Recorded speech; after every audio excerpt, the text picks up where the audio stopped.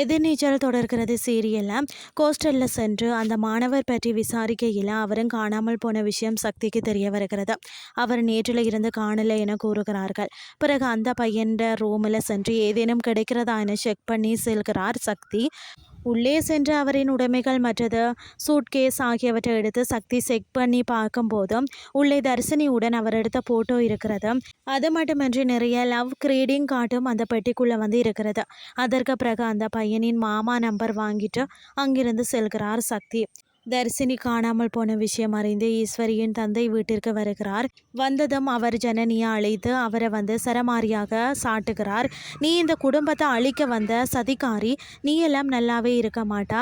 என் பேத்தியை மட்டும் நீ கொடுக்கலன்னா நான் லெட்டர் எழுதி வச்சுட்டு செத்துருவேன் என மிரட்டுகிறார். இதை கேட்டு கடுப்பான சக்தி, யோவ் நீ முதல்ல வீட்டை விட்டு போயா அப்படின்னு சொல்லி விரட்டுகிறார். அவரை தடுக்கும் ஈஸ்வரி, அவர் சொல்றதுல பாதி உண்மைதானே சக்தி என தன் பங்கிற்கு கொளுத்தி போடுகிறார். அது மட்டுமின்றி இங்கே இருக்கிற எல்லாருடைய வாழ்க்கையிலும் ஏதாவது ஒரு பிரச்சனையை கிளப்பி விடுவதில் உன் பொண்டாட்டி தானே காரணமாக இருக்கா என ஈஸ்வரி சொல்ல ஜனனி மனமுடைந்து போகிறார்.